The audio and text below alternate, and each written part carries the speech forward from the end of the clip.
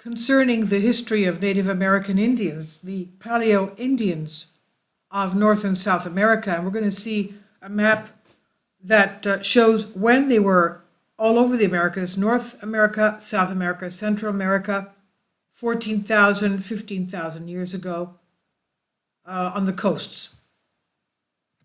Evidence America's oldest mine in Wyoming was used by Paleo-Indians 13,000 years ago has been found.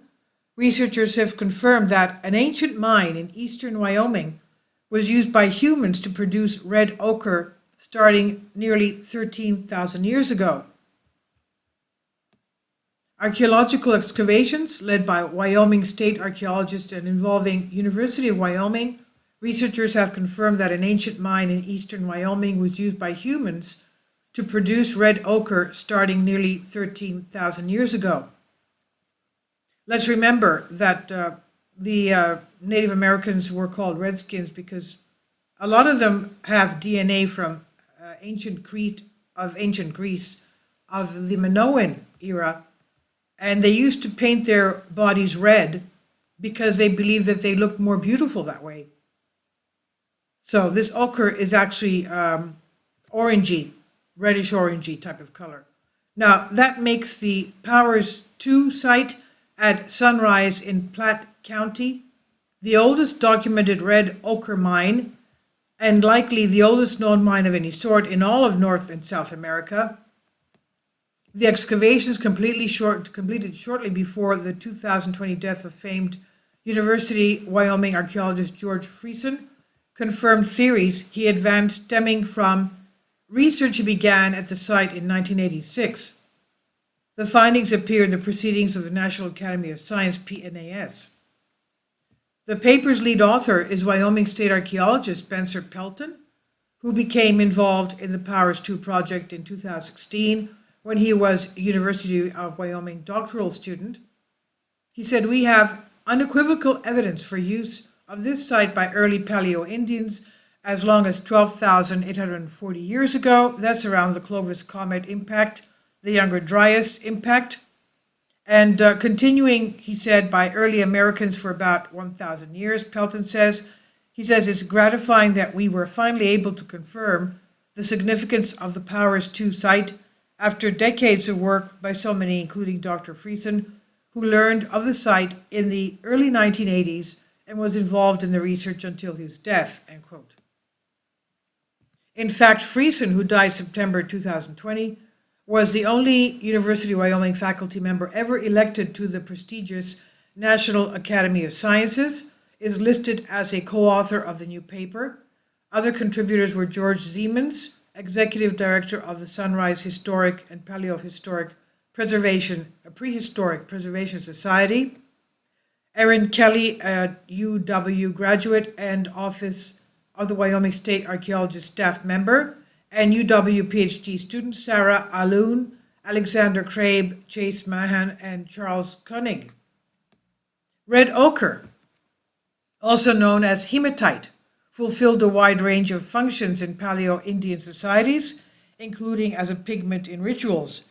It has been found at ancient graves, caches, campsites, and kill sites in the Great Plains, the Rocky Mountains, and beyond. The Power 2 site is the only red ochre quarry identified in the North American archaeological record north of southern Mexico, and one of only 5 such quarries identified in all of the Americas. Among the artifacts previously discovered at the Powers 2 site are clovis points, believed to be from the first inhabitants of North America, along with other projectile points, tools, and shell beads. In 2017, the 2017-20 excavation led by Pelton, a 6 by 1 meter trench bisecting a previously undocumented quarry feature, yielded several thousand more Paleo-Indian artifacts, along with many well-preserved animal bones and antlers. The animal bones and antlers were used to extract the red ochre in the quarry. The projectile points come from numerous locations in the region, including from as far away as Edwards Plateau in Texas, according to the paper, and that makes it likely that red ochre found at archaeological sites throughout the American mid-continent came from Powers II quarry. Beyond its status as a quarry, the Powers II artifact assemblage is itself one of the densest and most diverse of any thus far discovered in the early Paleoindian record of the Americas, Pelton says. The site contains over 30 chipped stone tools per square meter, some of the oldest canid remains from an American archaeological site, and rare or unique artifacts, among other distinctions. The researchers say the evidence discovered so far indicates the quarry was used in two primary periods. During the first, dating to as long as 12,840 years ago, and lasting several hundred years, people not only quarried red ochre using bones and antlers as tools, but also produced and repaired weapons along with their other activities. After a hiatus of a century or more, the site was occupied by humans who mined red ochre and deposited artifacts in piles in a quarry pit. Further excavation of the estimated 800 square meter remainder of the site will certainly reveal complexity not captured by our sample, the researchers wrote. Pelton nominated the Powers II site to the National Register of Historic Places in 2021. The study was published in Proceedings of the National Academy of Sciences. This was originally published in Ancient Pages, and it's by Connie Waters on Collective Spark. Please leave your comments, and thank you for your support. Just a few images of the murals of the Knossos Palace in Heraklion, Crete of the ancient Minoan era. And here we have the red painted body of someone doing acrobatics with the bulls. And we'll also see images of what the ancient Cretans looked like. And they look like very much like what the Native Americans looked like, with their feathered headbands, long hair, and their DNA has been found in Native American Indians around the Great Lakes area. And this is obviously what I posted a little while back concerning the red paint on the body. It's not that they were redskins, it's because it was a ritual to make them look more virtuous and more beautiful. And this is it again, another one here. Not that they were red-skinned, again long hair, just like the Native Americans.